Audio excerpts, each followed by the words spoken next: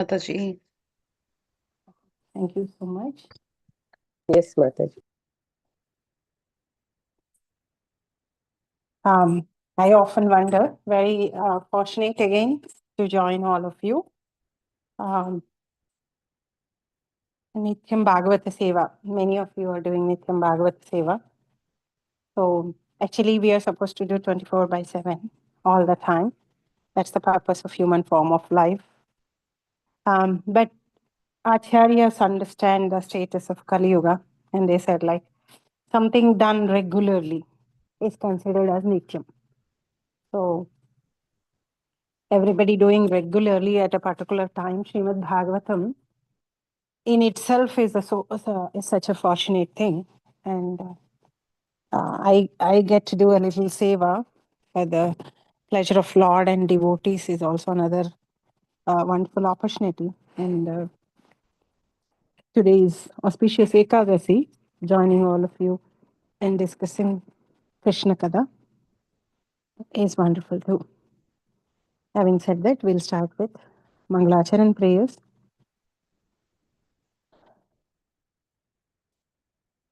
ॐ अज्ञानतिमिरान्धस्य ज्ञानाञ्जनशलाकया चक्षुरुन्मीलितं येन तस्मै श्रीगुरवे नमः।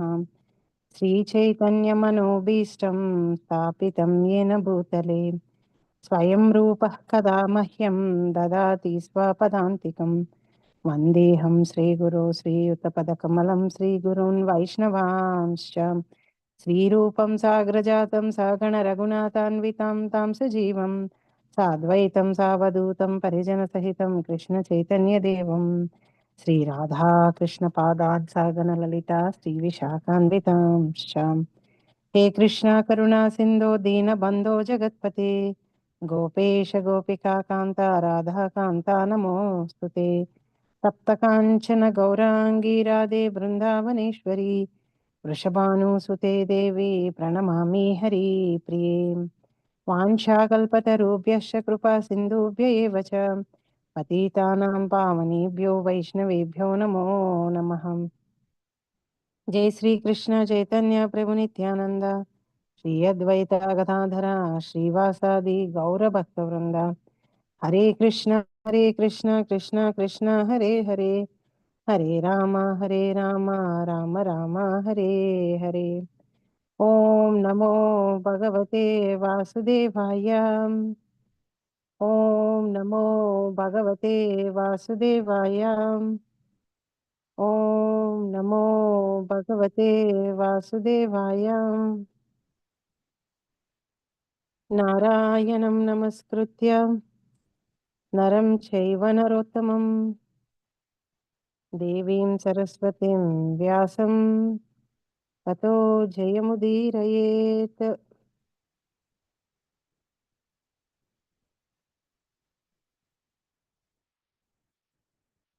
So we are into the 9th canto of Srimad Bhagavatam, and that is second chapter, where we are discussing all the Manus and their lineages.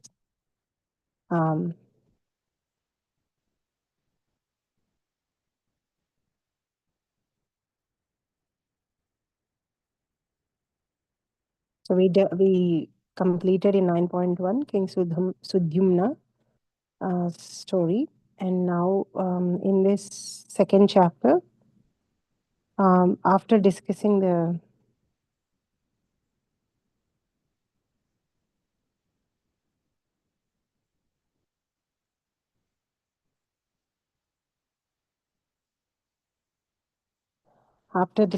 other dynasties of the sons of Manu, 1 to 15 shlokas is the stories of Prushadha and Kavi. And then after that it goes to Karusha, Drusha, Nuga, Narsyanta, and all the descendants of Dishta. So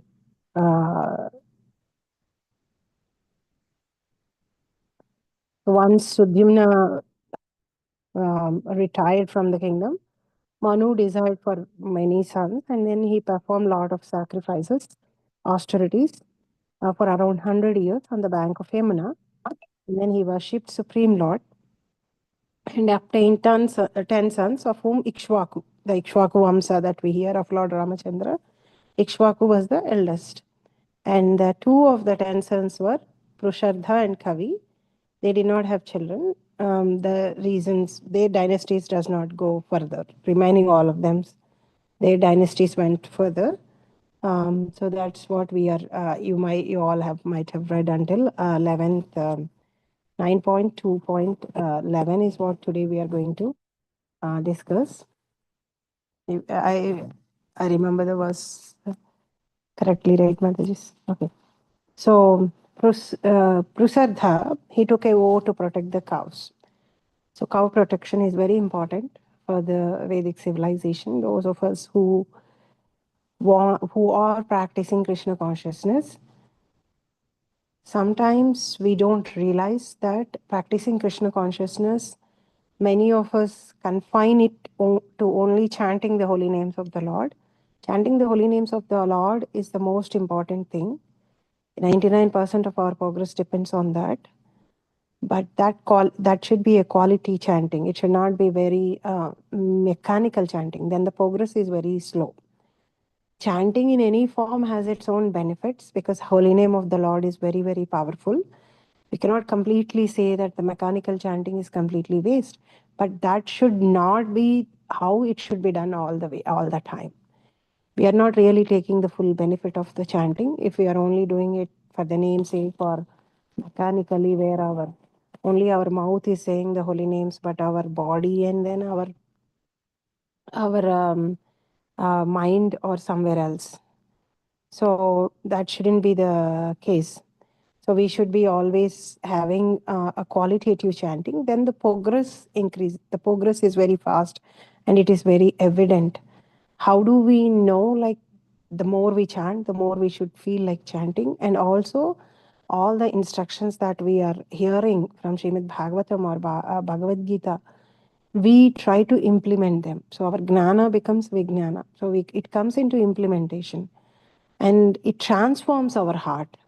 So the big test of knowing Bhagavad Gita or that we are progressing in spiritual life is the transformation of heart that happens. The heart gets purified. Our relationship with the Lord becomes more and more clear to us. We develop love for the Lord. So these are all the changes that we see in us. As long as we are doing mechanical, like okay, I'm done my 16 rounds, I've promised to Guru, and then I'm just, when will this 16 be finished? There is one more, like that kind of a chanting. The progress is very slow. And then also implementing the things like respecting the nature, taking care of the cows, being respectful to all the devotees, Vaishnavas. All these things protect us from doing aparadhas. So protecting of cows is very important. Many of us doesn't realize that protecting of cow comes from not purchasing the things that are made of cow's skin, or like encouraging the products that have killing of cows and all. So all of us also should respect the cows. We should not be thinking that, oh, I'm not raising any cow.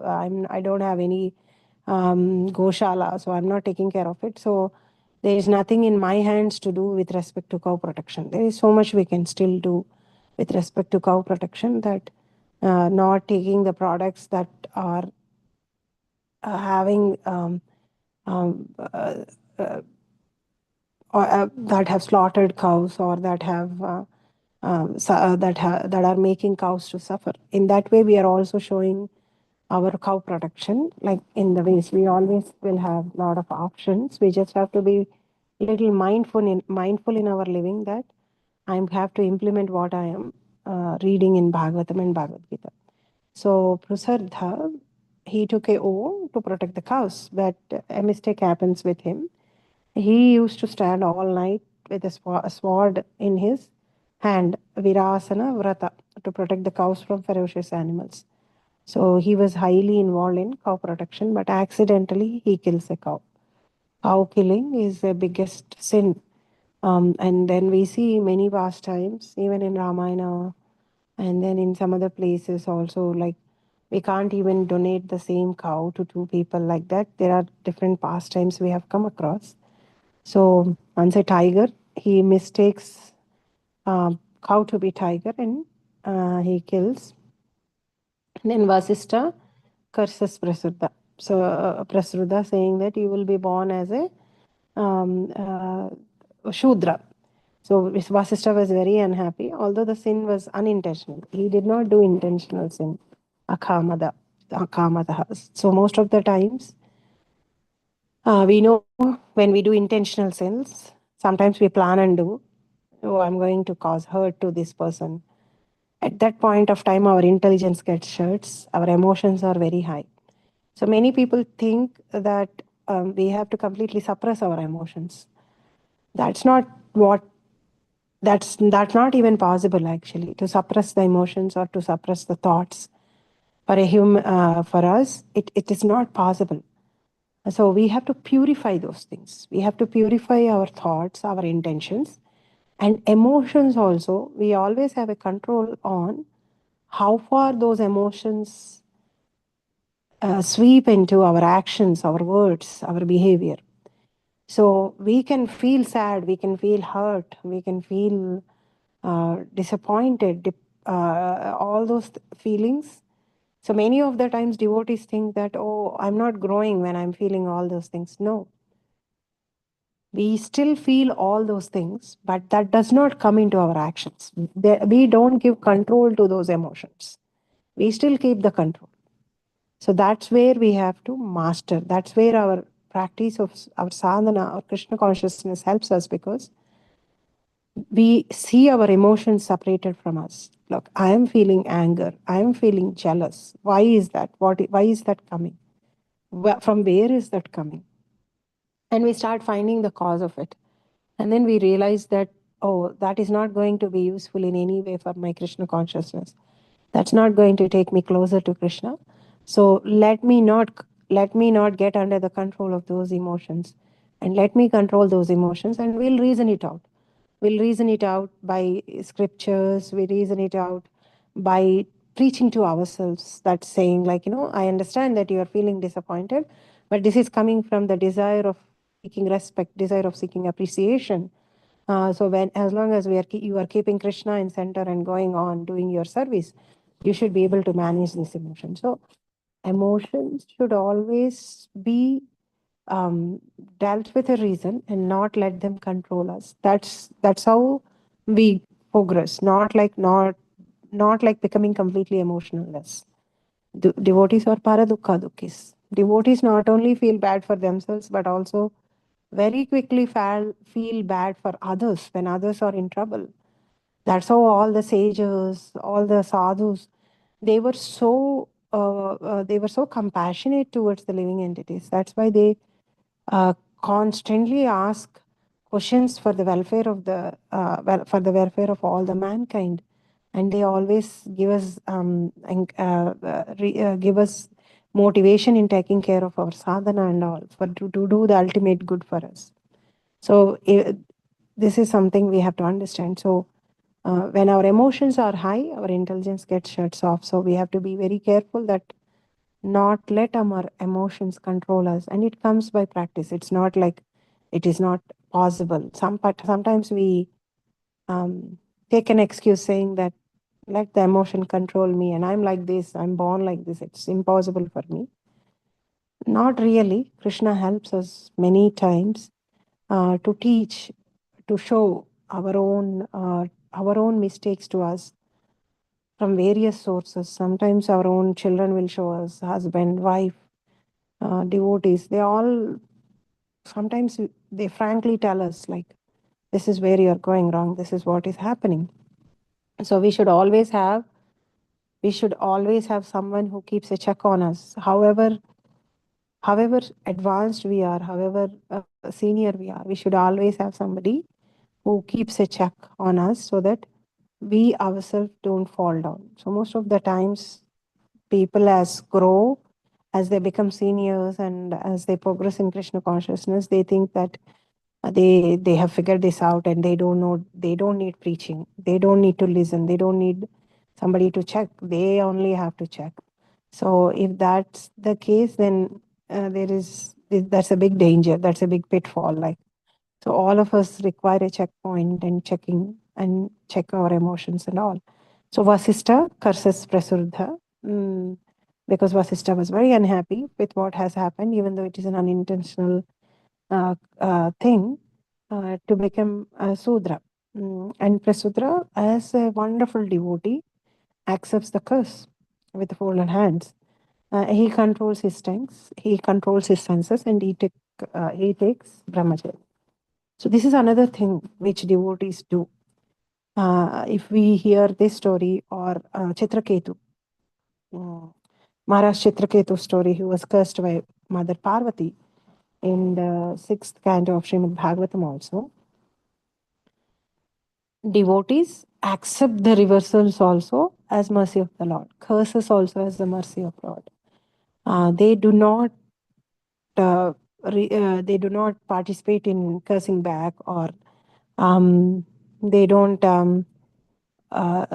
they most of the times they try to endure that, because misfortune is also mercy of the Lord, difficulties are also mercy of the Lord, reversals of the lives are also mercy of the Lord. When I say this, it's not that I am insane or anything. That's how the devotees of the Lord look at them, because nothing happens in this world without permission of the Lord. Everything happens with permission of Lord. Whether Lord desires that or not is a different factor. But it happens because Lord has permitted it to happen. So we all have learned from Bhagavad Gita the 5 factors that complete an action. And the super soul is one of the important part of it. So it's happening because of the permission of the Lord. So they accept it as it is, because the pure devotees of the Lord, consider Lord as everything. Whatever Lord does is for their good. And they try to see what is that Lord wanting us to learn from this reversal, learn from these difficulties, learn from this misfortune. It's not that they welcome with open hand and they are so happy for difficulties and all. The pain is there, the inconvenience is there, the hurt is there, everything is there. But on top of all of these things, there is one important holding factor or anchor for the pure devotees of the Lord, that is Lord, and complete faith on Lord's mercy and Lord, and complete dependence on the Lord. That is what provides those boots to walk on the path of thrones. They don't desire Lord to remove all the thrones from the path, or they don't want their path to be filled with roses and petals so that they can walk smoothly. They are ready to walk on the path of the throne, holding Lord's hand and Lord's faith, depending on faith, depending on their faith on Lord. That provides those boots, and then they walk on that path of the throne. So if we miss that opportunity, if we miss purifying ourselves, if we miss understanding Lord's mercy in reversals, we are going to miss a biggest part of the thing. Because that's when we get very, very close to the Lord. That's when we hear the instructions of the Lord from the heart more clearly. So we need to take help in the times of reversals or in the times of difficulties from the senior devotees or from our counselors, so that we can still see the light and move forward rather than stopping or see only complete darkness around us. This is very, very important. So Prasudra just accepted his curse. Actually, here we see that Vasista has done a slight mistake, that he could have offered some kind of atonement or some kind of an excuse for his unintentional sin, but he cursed him out of anger. So he lost his intelligence, Durmati, due to being the priest of professional priest. So Vasista, Viswamitra, the great sages also lose their intelligence when these emotions take control of us. So we are not any exceptional. So no, don't let us not think that I have to. I will be always able to control. So we should always keep a watch of our emotions. Sometimes we don't know until the damage is done, until we have done everything. So we have to be very, very careful always. And our sadhana should be very strong. And also, we should practice introspecting our emotions all the time. Why I am doing what I am doing? Why I can't think straight? Why I am not able to control? Sometimes our anger rules us so much that we feel like we have to now say things that are going to hurt the opposite people to the core because they have caused us that hurt. And it happens only among the closed family members. Generally, people control their anger outside because we don't like to show the other side of us, the not so good side of us. So we somehow or the other suppress the anger when we go out. But when it comes to our close circles, we let our guards down and then we just think that they are going to understand my intentions behind our anger and they're going to appreciate that or they're going to see the point. But it doesn't happen. That's how the breaks in the close relationships happen. And then over a period of time, everybody gets tired of us around, like not able to take our emotions and see the intentions behind the emotions. And we also get tired explaining that, and then things go in a different way. So it's always important in any situation with anybody to let not the emotions take over us and control us. We don't need to suppress, we just have to introspect those emotions and redirect them to a better way, not in a way that we are going to pull ourselves down and also people around us also. So it's very important. So now we are at the situation where Prasarudra has already accepted the curse and he is going to, he took a brahmacharya. He is now going to do tapasya by controlling his senses. वासुदेवे Bhagwati सर्वात्मनि परे मले एकान्तित्वं गतो भक्त्या सर्वभूतसुहृत्समः विमुक्तसङ्गः शान्तात्मा संयताक्षो परिग्रहः यदृच्छोपापन्नेन कल्प्यान् वृत्तिम् आत्मनः आत्मन्यात्मानमाधाय ज्ञानतृप्तः समाहितः विचचारमहिमेतं जडानन्दबधि बधीराकृतिः. Anybody wants to read the shloka, Madhuri Santosh?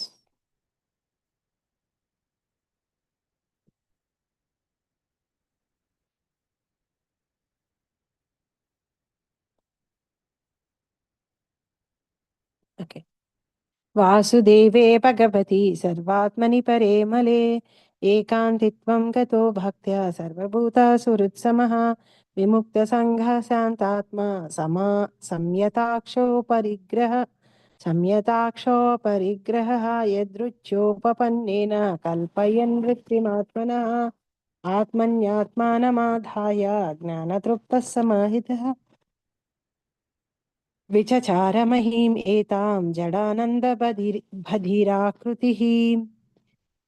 Vasudeva, unto the Supreme Personality of Godhead, Bhagavati, unto the Lord, Sarvatmani, unto the Super Soul, Hare, unto the Transcendence, Amale, unto the Supreme Person, who is without material contamination, Ekantitvam, rendering devotional service without diversion, Gataha, being situated in that position, Bhaktya, because of pure devotion, Sarvabhuta Suhrit Samaha, because of being a devotee, friendly and equal to everyone, Vimukta Sangaha, without material contamination, Santatma, a peaceful attitude, Samyata, self control, Akshaha, the vision of whom, Aparigraha, without accepting any charity from anyone else, Yat Ruchaya, by the grace of the Lord, Upapannena, by whatever was available for bodily necessities, Kalpayan, in this way, arranging Vrittim, the necessities of body, Atmanaha, for the benefit of the soul, Atmani, within the mind, Atmanam, the Supreme Soul, the Supreme Personality of Godhead,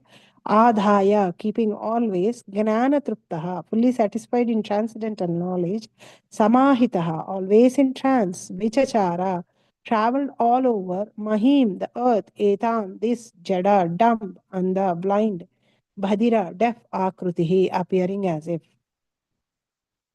Thereafter, Prasrudra gained relief from all responsibilities, became peaceful in mind, established control over all his senses, being unaffected by material conditions, being pleased with whatever was available by the grace of the Lord to maintain body and soul together, and being equal toward everyone, he gave full attention to the Supreme Personality of Godhead, Vasudeva, who is the transcendental super soul, free from material contamination. Thus, Prasrudha, fully satisfied in pure knowledge, always keeping his mind on the Supreme Personality of Godhead, achieved pure devotional service to the Lord and began traveling all over the world without attention for material activities as if he were deaf, dumb, and blind. So wonderful. Vasudeve Bhagavati. So Prasrudra has accepted his curse. So this is the first step. Um, so if we see this only as Prasrudra's story, there is nothing much for us to learn, and we can also uh, keep it light, saying that oh, he has accepted. But we need to learn from that also. Like, how do I practice this in my life? So sometimes all of us face helpless situations, reversals in life, difficulties in life. Like we have tried so much. Here, Prasrudra didn't even try for atonement, or he didn't even ask Vasista, like, okay, can you consider to reduce my sin? He accepted because he understood the purpose of the human form of life. He was not thinking to enjoy forever in that particular body. He understand that. So, but we don't, if we are not at that level, we don't need to worry. We don't need to worry. We can try our best to come out of the miserable situation or misfortune that we are in, whatever we can do within our circumstances or within our scope or with whatever possible thing is there. After that, we should stop worrying actually, and then we should uh, accept the situation. Then only we will think of the solutions. So I was reading Sundarakand yesterday, and particular chapter, particular sarga, I think 11 or 10, I forgot the exact number because I was reading. So Lord Hanuman, he, after searching for Mother Sita, he goes and searches in all the palaces, and he looks at different kinds of women, which he never did before because he is a brahmachari. But he has to look for Mother Sita in woman only. He cannot look her somewhere else. So he very carefully looks at each and every woman in Ravana's palace. And once he gets mistaken looking at Mandodari, that, oh, she's so beautiful. Could she be Sita? And then he realizes that, oh, no, she can't be Sita because definitely she will not be embracing Ravana and sleeping. So I think I forgot. And at some point, he really thinks that it is Sita and he jumps around. He does all kinds of things which monkeys generally do when they are very happy. And then he realized that later he realizes that no, what I'm doing, how can she be Sita? She cannot be embracing Ravana. And then he gets so disappointed when he cannot find out Sita. And then he starts thinking extreme things like, oh, all the people who are waiting on the other side of the ocean, Angada, Jambavanta, and all the monkeys who went on search for Mother Sita, they almost tried to at some point they get disappointed that they can never find Sita, and they will decide that they are going to lock themselves up in a cave and they are going to die. And then luckily they will find Sampati, Jatayu's brother, and then he tells them, he gives them the direction that, oh, Sita could be in Lanka. You all can go there and search. And then after that they come and Jambavanta tells to Hanuman that you can cross the ocean. And then he crosses the ocean and then he goes to Lanka. And then his search for Sita Mother Sita starts happening. And they still did not go back to Sugriva. They wanted to go back to Sugriva only once they get the news that they found Sita.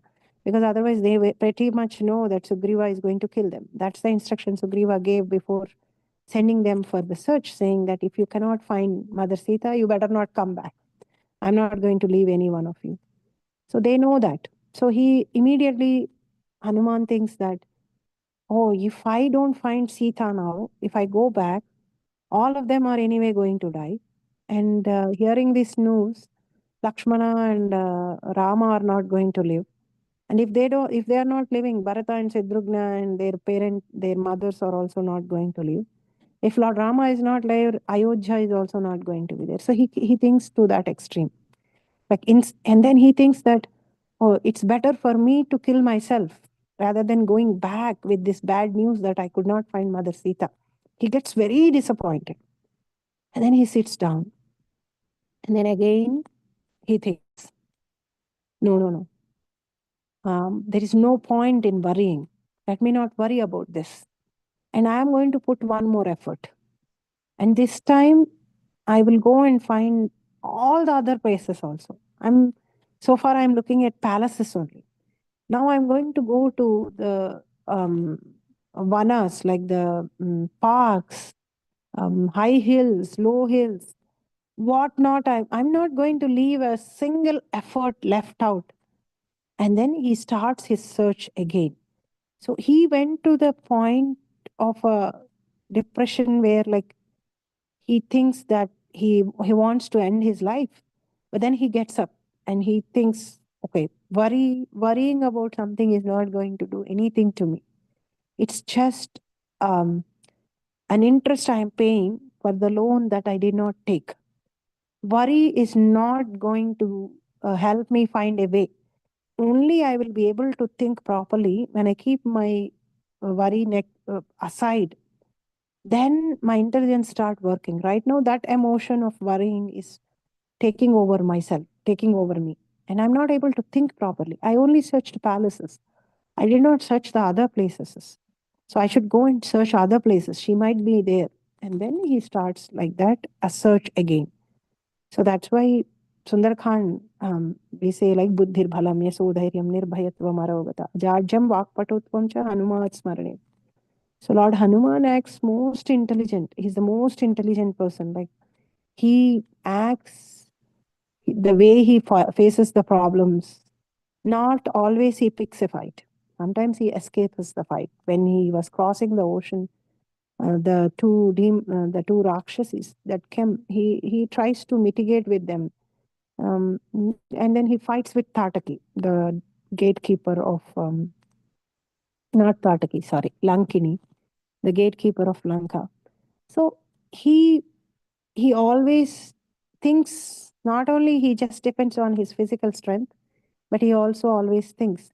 So we will be able to think also when we keep that worrying, that the thing that worrying and always complaining aside, then we will be able to think properly. So this is something we should learn from them. So it's because Prasrudra was not worrying, he could think. He fixed his mind in a one point devotion, like ekanta bhakti, nothing else. I'm going to serve the Supreme Lord and not anything else. So for that, we have to keep our life very simple, to have that one pointed bhakti on Lord Vasudeva. So Vasudeve Bhagavati Sarvatmana Pare Male Amale. So Krishna is like Sarvatmani. He's the super soul of everybody. And up Pare, onto the transcendent. He's above the modes.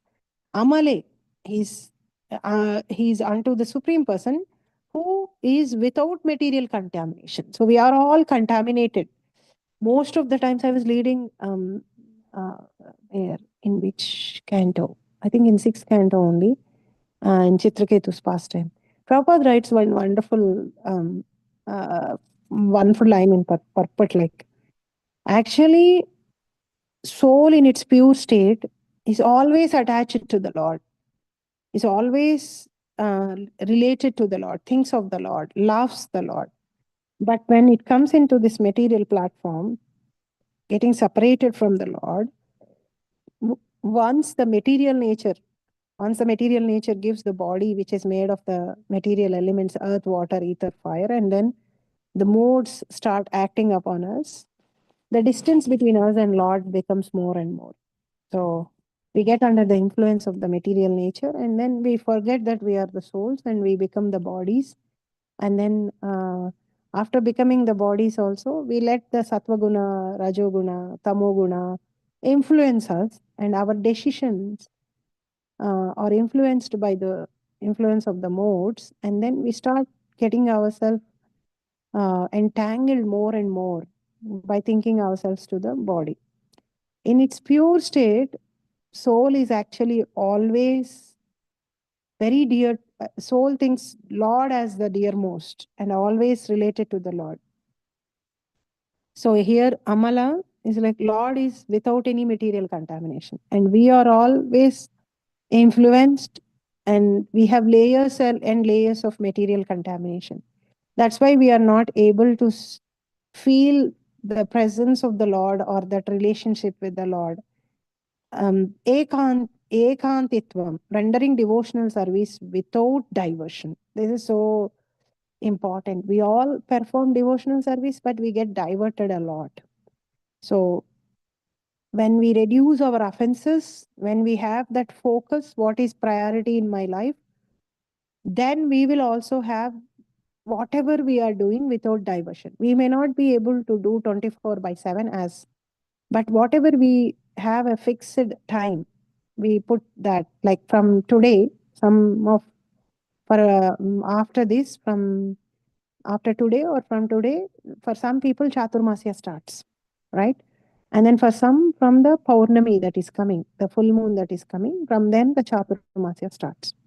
So this is the 4 months of this 4 months of Dakshinayanam is considered a period where we can have this one pointed devotion towards the Supreme Lord and progress in our spiritual life. Many people, the sages, they stop traveling around, they stop going around.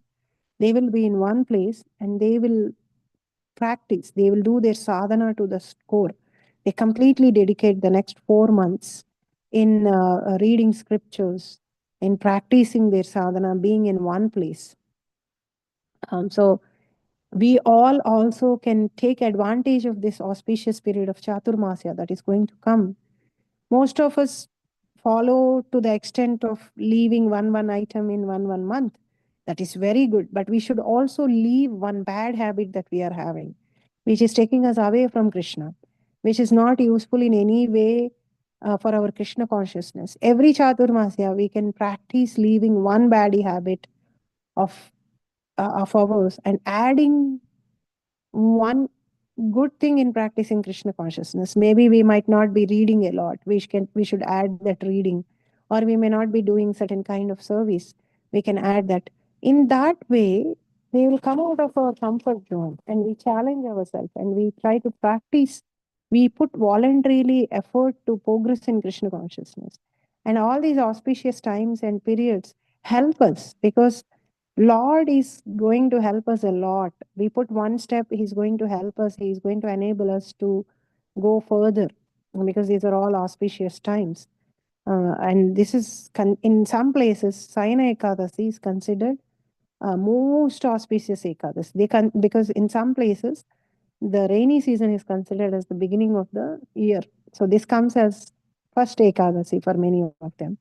And Lord also goes to the Yoga Nidra from this time. So Saina Ekadasi is considered a most auspicious Ekadasi in many places. People may not be following the other Ekadasis, but they will follow the Saina Ekadasi very strictly, like not even eating non-grains. They follow that. So Saina Ekadasi is considered like in some places as a first Ekadasi. So this one-pointed devotion, ekantitvam, can be practiced by us also, because we don't need to wait for a calamity to happen. We don't need to wait for the end of the life to happen for us to take Krishna consciousness serious. We every day we should consider as if, like, today might be the last day for me on the earth. Let me make use of everything and let me make use of it and engage in Krishna consciousness. That kind of urgency we should develop, because honestly, we don't know what is going to happen tomorrow. Tomorrow is not in our hands. Past is already happened. The only thing that is in our hands is our present. And most of the times we have anxiety about future and we worry about the past and we let go the current, that now. So this is something we need to get rid of. We should stop worrying, we should stop anxious about future and worrying about the past, and we should live in present. That's how we take control of our mind, and that's how, when we live in present and we think that this is the minute that I have, this is the time that I have, after engaging in the needful things that are required for maintaining body and soul, we should engage rest of the time in Krishna consciousness. So that's how we should voluntarily do it. It may not come very happily to us or very willing to us, because from so many lifetimes we are habituated to the sense gratification. So this good thing doesn't happen naturally to many of us. So it doesn't mean that we should not try voluntarily. We have to try voluntarily. Then it becomes our nature over a period of time. So that's very, very important for us to do voluntarily. And what else can be a good opportunity than these kind of auspicious days, auspicious months? So we may not be able to do on all the other days. So we can encourage ourselves, we can motivate ourselves, inspire ourselves, saying, okay, I'm going to do this in Chaturmasya. I'm going to add one good thing, and I'm going to try to reduce one bad thing. I'll stop prajalpa, I stop gossip, I stop talking when I'm in anger, or I'll stop complaining. I'll stop talking about others bad. Something like that. If we do that, actually helps us a lot in progressing and get into this devotional service, ekantitvam, devotional service without diversion. So Prasadha, he actually started doing this, a devotional service without diversion. Gataha, being situated in that position, being in a stable position in devotional service, um, because of pure devotion, because of the he completely dedicated his life to the Lord. He completely surrendered his life. Sarva Bhuta Surut Samaha. He became, so the moment we engage ourselves in pure devotional service of the Lord, all the good qualities establish in us. So he became Sarva Bhuta Suhrut Samaha. He became very friendly and equal to all the living entities. And also Vimukta Sangaha. He kept himself completely far away from the material contamination. So detached himself from the material things. So we may not be achieving that kind of a detachment where we leave everybody and go to a secluded place, because we are all in grihastha. But what kind of a detachment that we can practice? Detachment with the people who are completely materially engrossed, who will not make us remember Krishna at all. We have to voluntarily detach. If they are not our near and dear ones, we can say a nice goodbye and say only hi and bye when we meet. But if our near and dear ones are not Krishna consciousness, we can do the needful to them, take care of them, do our responsibilities, but not get too much attached to them and do the things what they are doing, and also spoil our own Krishna consciousness. So Vimukta Sangaha, this is very important. Material contamination. He became detached. And then once you become detached to the unnecessary things, Santatma, a peaceful attitude has come. So he's kept his life very simple. And then Samyata, self-control, Akshaha, the vision,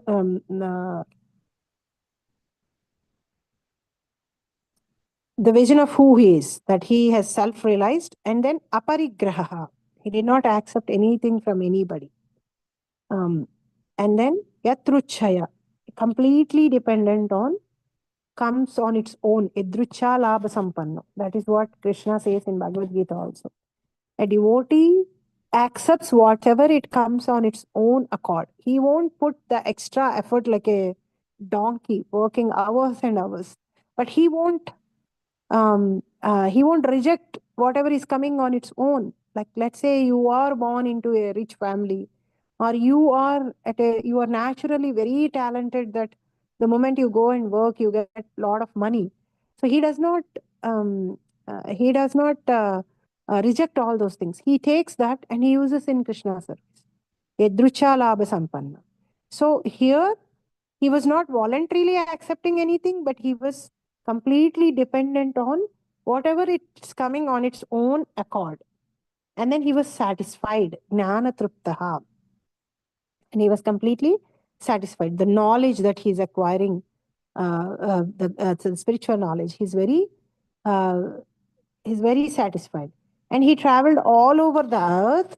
He was actually, he did not confine him to one place. He went all over the place, but he acted deaf and dumb and blind, as if he did not see, as if he did not hear, as if he cannot speak. This is something, such a wonderful thing to do. Many times we try to involve ourselves in the things which are not at all useful for us, and they consume a lot of time and energy from us. So, if we are not asked to talk, and if we know that by speaking nobody is going to listen, so we don't need to go and always correct or always do the things. Sometimes we need to know when not to do also. We need to know when to speak, when not to speak. So going around as a blind, deaf, and dumb for the material enjoyments, for the materially oriented people, not like somebody is having a trouble or somebody is needing help, then we go blind, deaf, and dumb.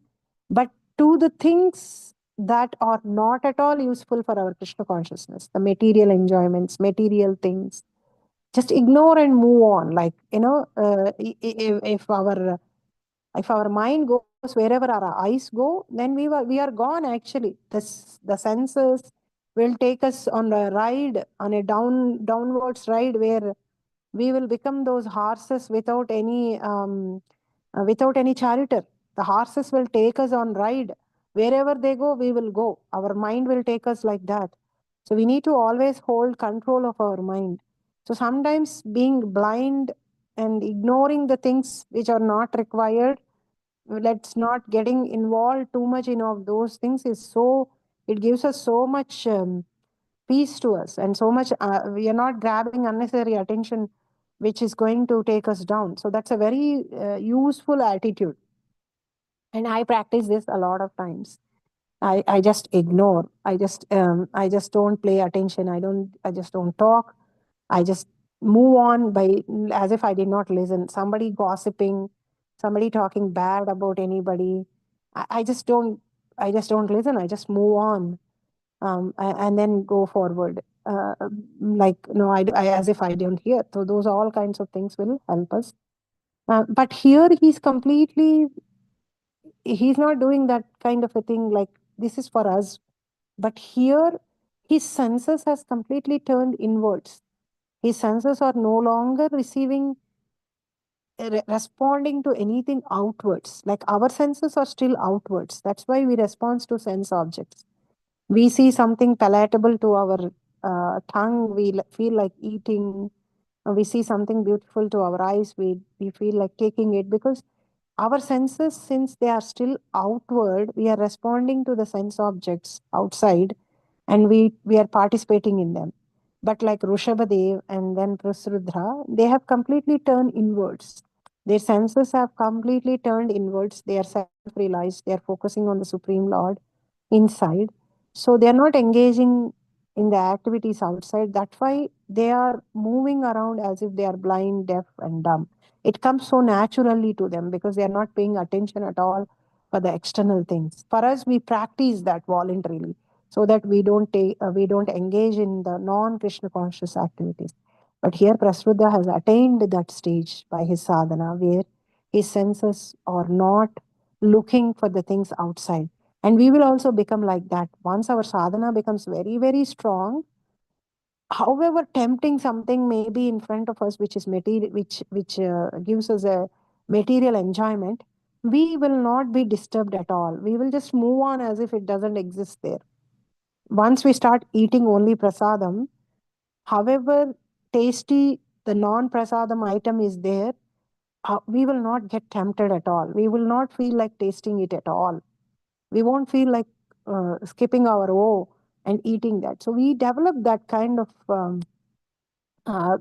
control over the period of time by our sadhana.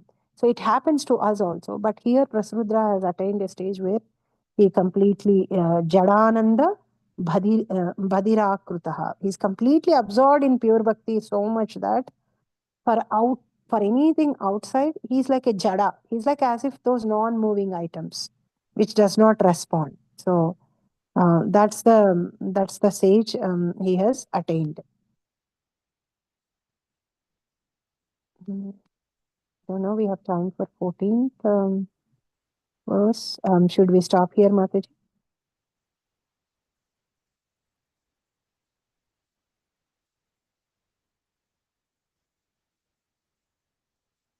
Hare Krishna, Mataji. If you have time, please go ahead, Mataji.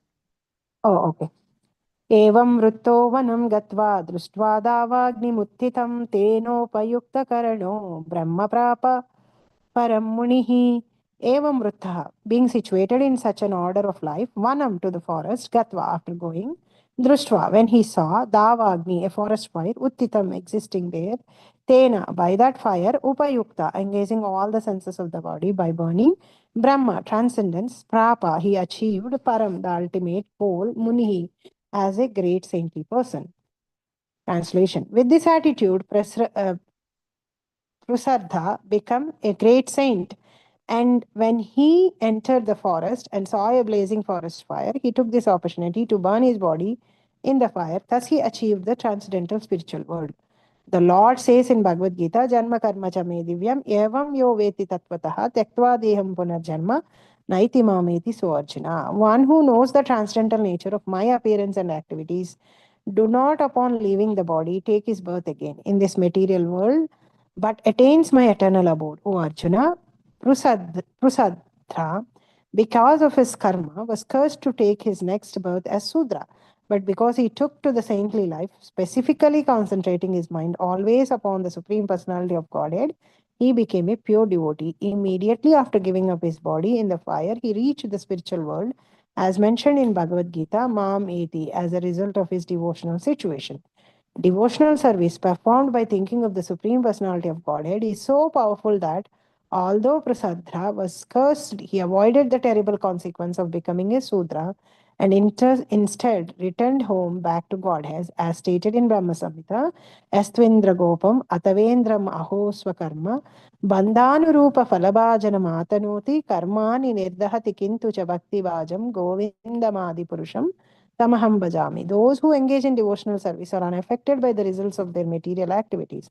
Otherwise, everyone from the smallest microbe up to the king of heaven, Indra, is subject to the laws of karma. A pure devotee, being always engaged in the service of the Lord, is exempt from these laws. Such a wonderful conclusion of Prasadra's life. So, because he has become a saintly person, he once saw a forest fire and he went inside that forest fire, burning himself. So, he gave up his present body. Bhakti actually destroyed all his karma. So, many times, people who follow the other paths, jnana and all, they make karma ultimate. Like, oh, as if like karma is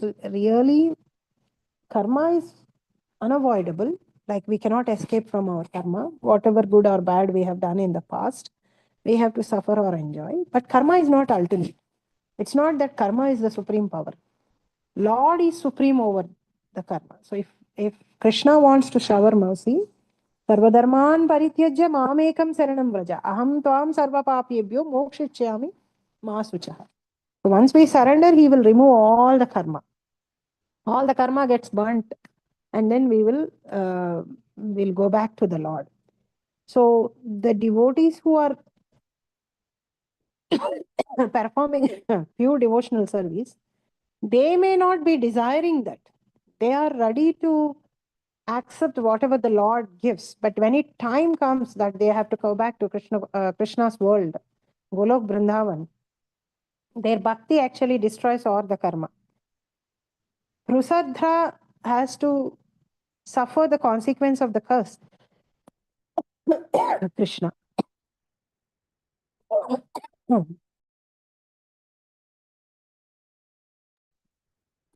Krishna.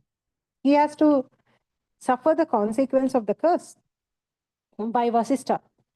But he completely changed his trajectory, his life's trajectory. He accepted that curse. He practiced pure devotional service to the Lord, with, as if there is, and did not engage himself in anything.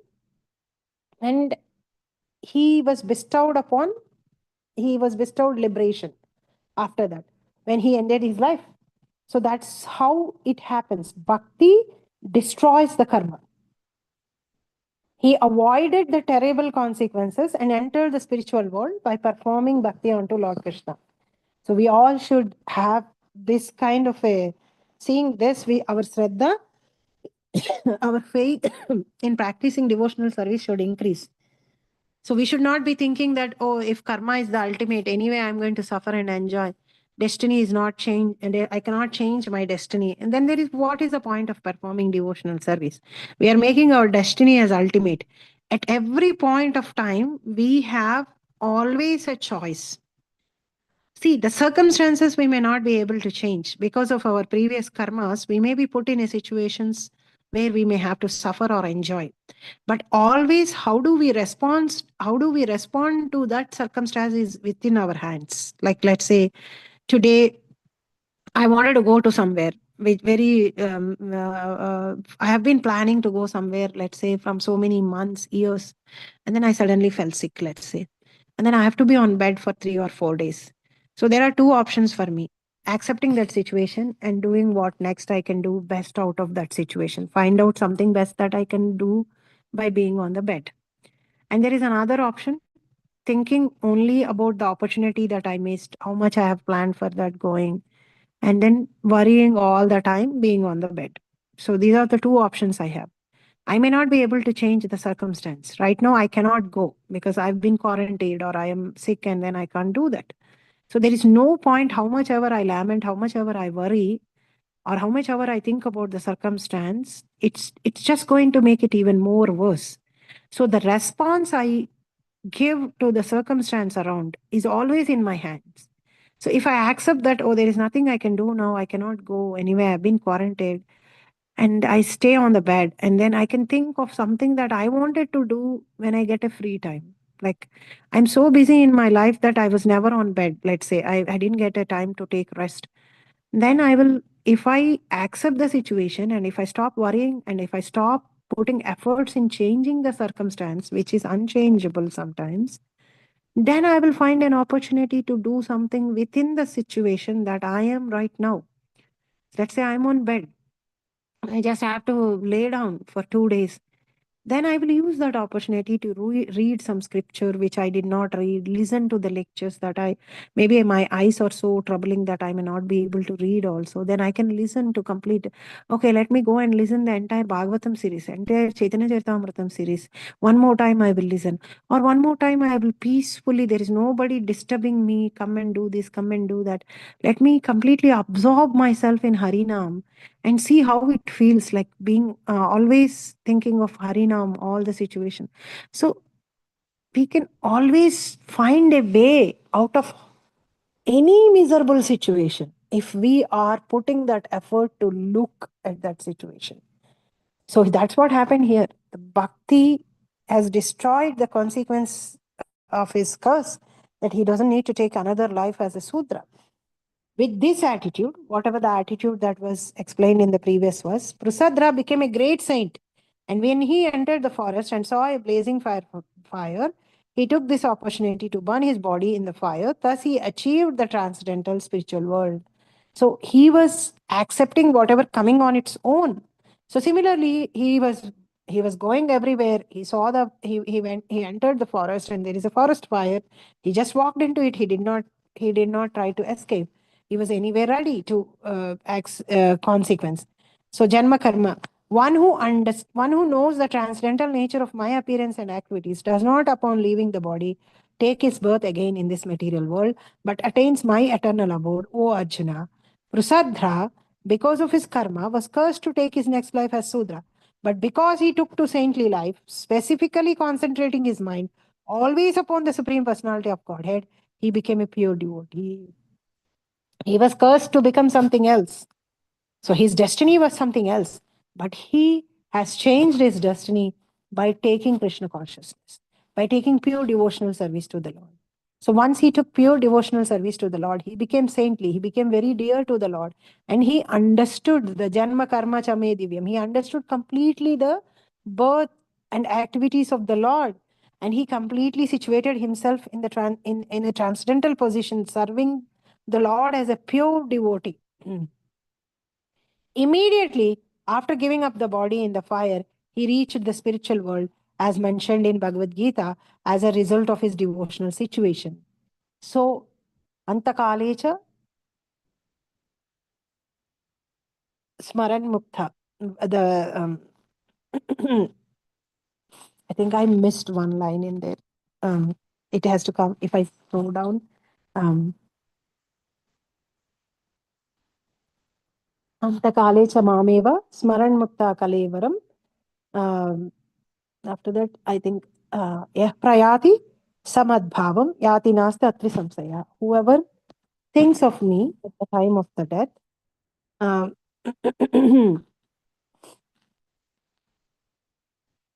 whoever thinks of me at the time of the death, yet Yah Prayati Samadbhavam, he will attain my nature. Krishna says like that means he will go back to the Golok Vrindavan. He will attain my nature, and then he says there is no doubt in it. Yati nasti atra samsaya. You don't need to have any doubt. This is what is going to happen. Antakalecha mam eva smaran mukta kaleva. So Prasrudra was always situated himself in the devotional service. He was always thinking about the Lord. And when he left the body, he attained the Lord. So this is another thing that we should not think that, oh, I don't need to practice. At the time of the death, I will automatically remember the Lord. It doesn't happen like that. Whatever we have invested our time, our energy, our mind when we are living day by day, that is what we are going to remember at the time of the death. And death is very painful, very painful. However easy it looks outside, sometimes we feel like, oh, they left the body in the sleep. But at the time of the death, when the soul gets separated from the body, it is described that it's as painful as 1,000 scorpions biting at the same time. So in that extreme pain, to remember Lord, we need lot of practice. And that practice happens every day, every minute. Now, from now it happens. And when we practice that, regularly practicing pure devotional service, then it becomes our nature. In how much ever pain we are, we will remember the Lord. And we will automatically the Lord's name comes us. Or if we practice sincerely throughout the life, if our last days are very miserable and we don't have any consciousness of ourselves, Krishna is going to find a way to make us to make us remember him, and then he will take care of us, like how he did for Ajamila. So we should have that faith. And when we are right now, today is our day, we have to practice Krishna consciousness so seriously. Every mantra we have to say as if this is the last mantra I'm going to say, to call the Lord. So when we are saying the mantra, we should be very, very eager, desperate, earnest from our heart that I want to see Lord face to face. I want I want to experience my relationship with him. I want to feel him. I want to realize him. So that's how the whole goal of Krishna consciousness movement is should be that developing that love for Krishna. That should be our goal. I have to realize who I am and my relationship with the Lord. Devotional service performed by thinking of the Supreme Personality of Godhead is so powerful that although Prasadra was cursed, he avoided the terrible consequence of becoming a Sudra and instead returned home back to Godhead. Those who engage in devotional service are unaffected by the results of their material activities. So this is the consequence of practicing pure devotional service. But we should not be doing with this as a motive. Like, oh, I'm going to go get rid of all my sins. I'm going to do sins and chant the holy names of the Lord so that I can get rid of the sin. We should not do that the other way. It happens automatically. Otherwise, everyone from the smallest microbe up to the king of heaven, Indra, is subject to the laws of karma. If we are not practicing pure devotional service, then destiny is what is going to take. Destiny is ultimate that time. Like whatever is in our karma, we are going to suffer or we are going to enjoy. But if we take pure devotional service to the Lord, already our destiny is changing. So whatever happening with us is the best that is happening.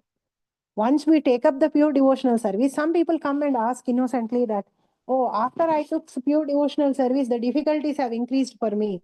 The problems has increased for me. And then why should I, it is not really working. No, that's not what happening.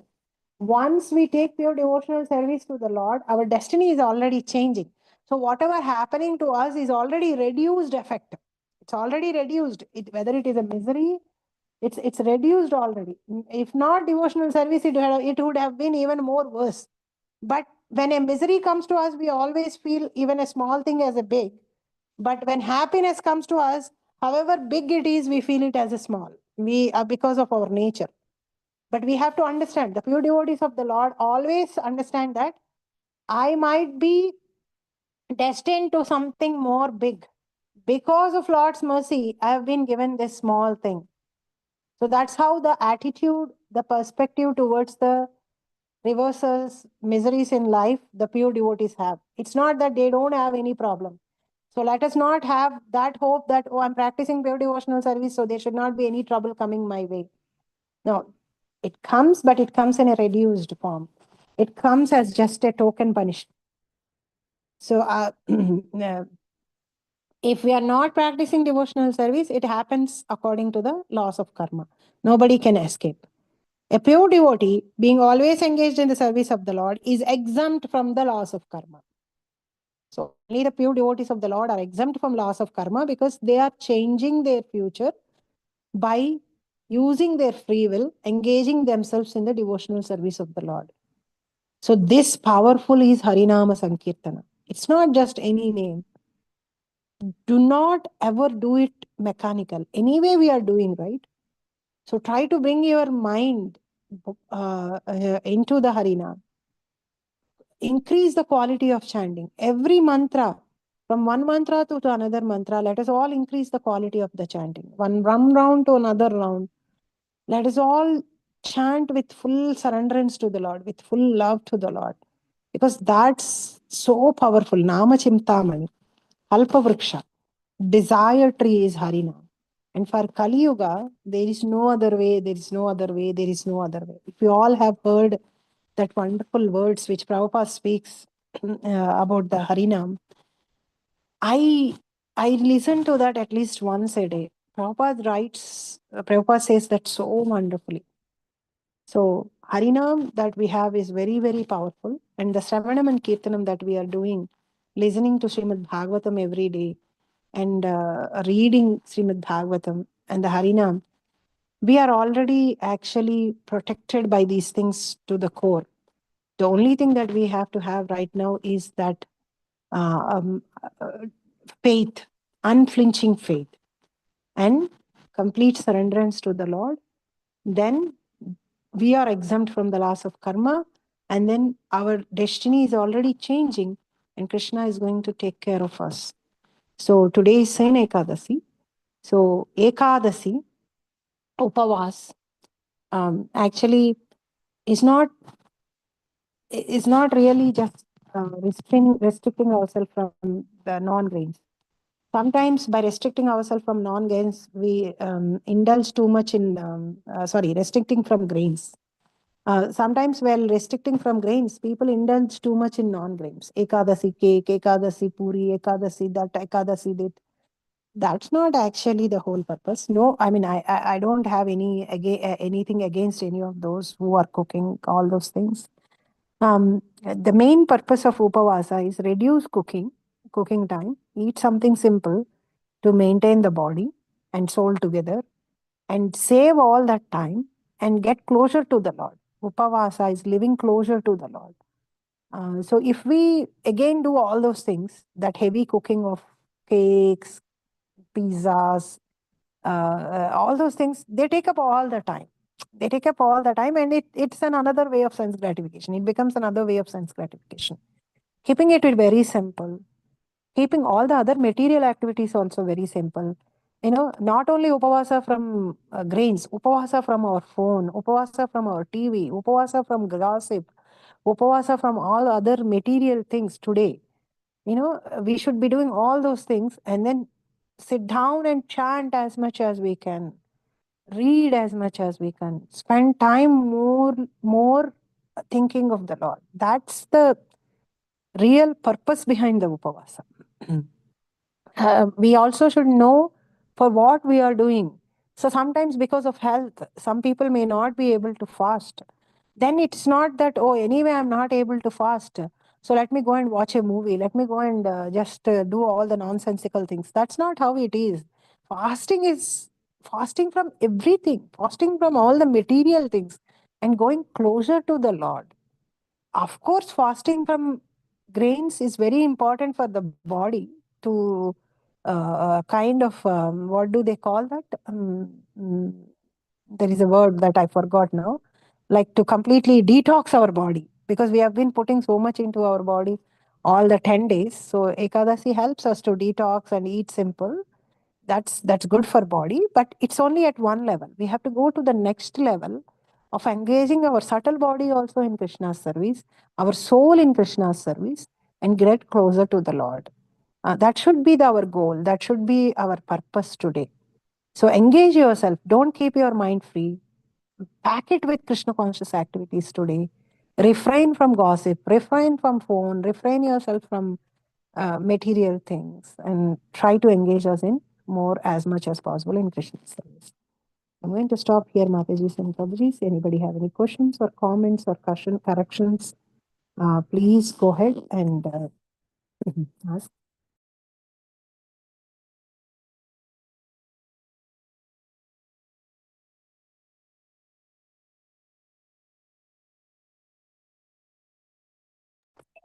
Hare Krishna Mataji, thank you so much for this beautiful class on Ekadashi and reminding us all the ways to improve our fasting of everything, not just keeping away from grains. Really appreciated Mataji and the whole class also. Mataji, you mentioned about death is very painful, yes, and it doesn't look as easy as it seems. I've also heard this, Mataji, but I don't know the minor details. It is very death is very tough for in every way. Do you mind telling us a little bit if it's okay with you? Otherwise, it's okay, Mataji. Thank you.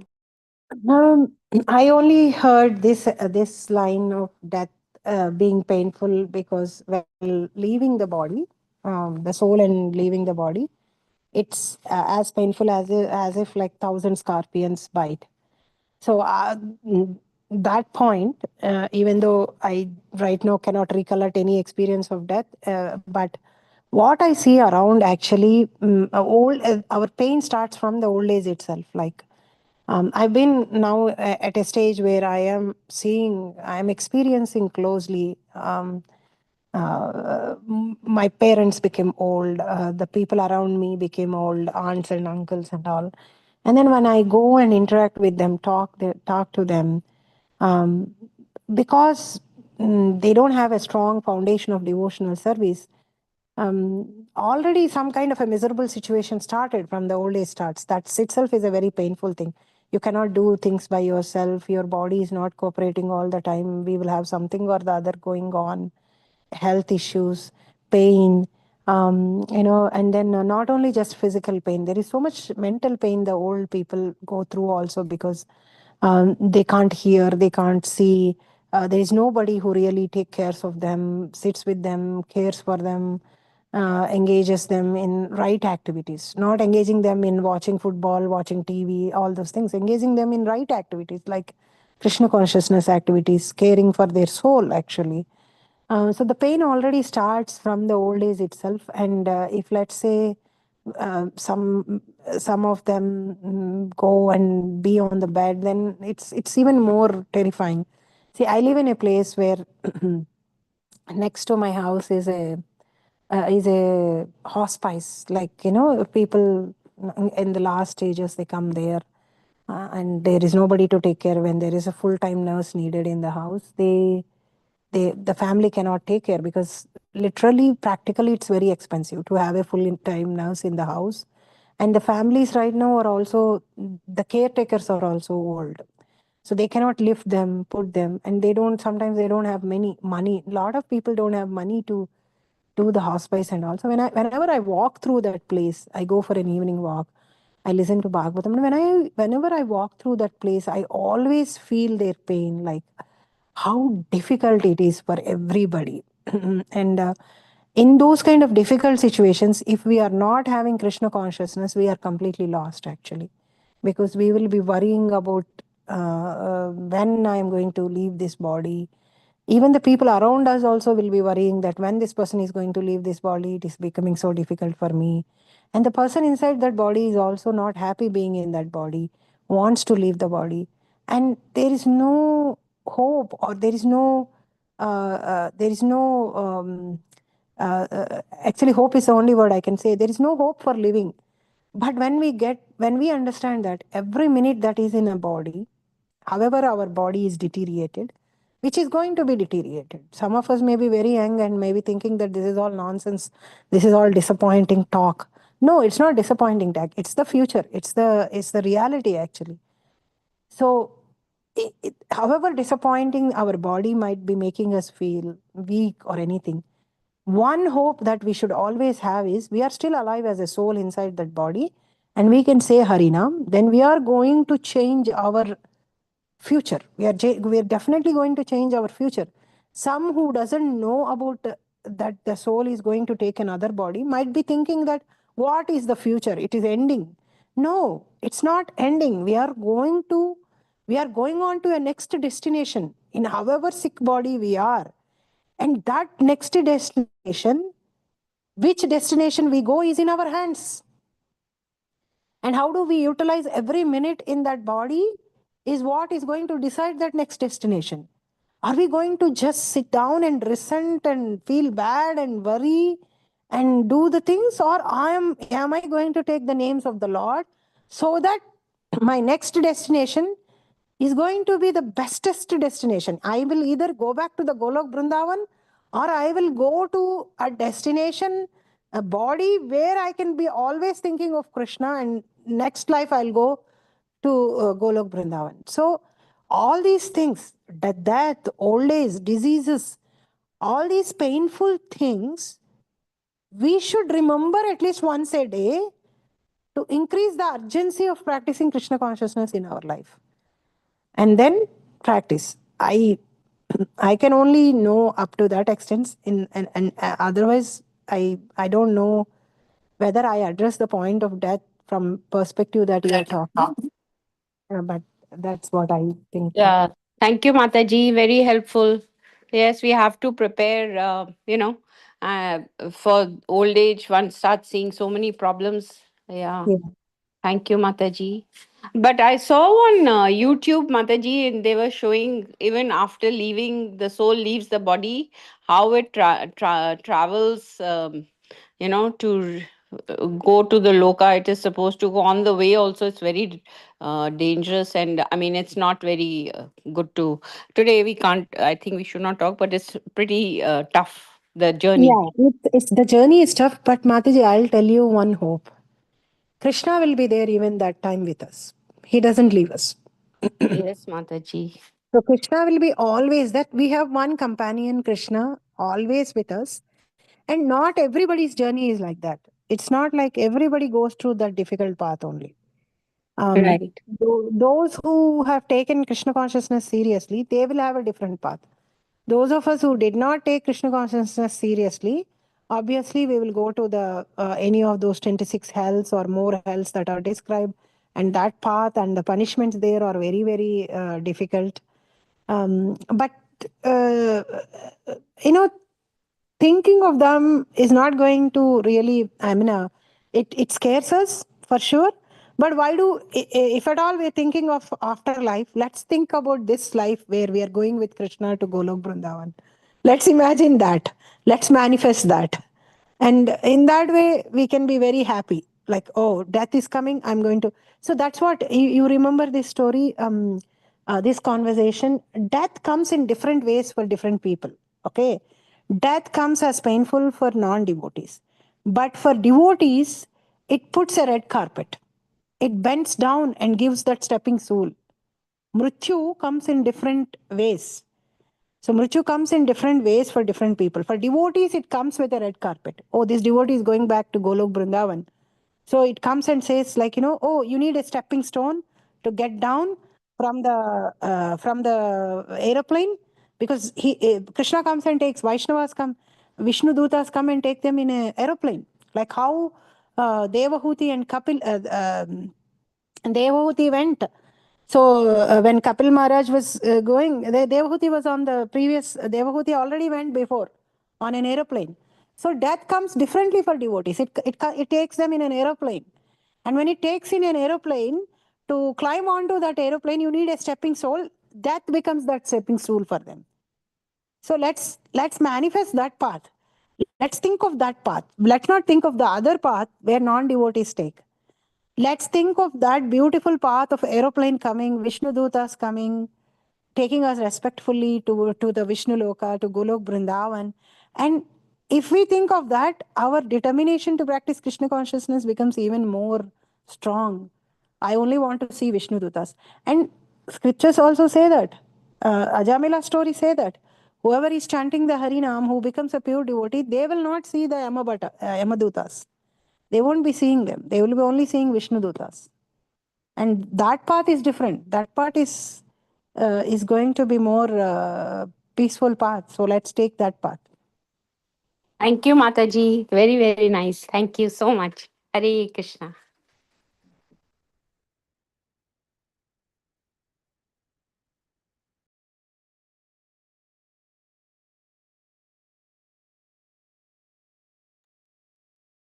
Dhanvat Pranam. Thank you so much for this nectar class as always. And so explained so many points very nicely, Mataji. I don't have any question, but if anybody has any question or comment, please go ahead.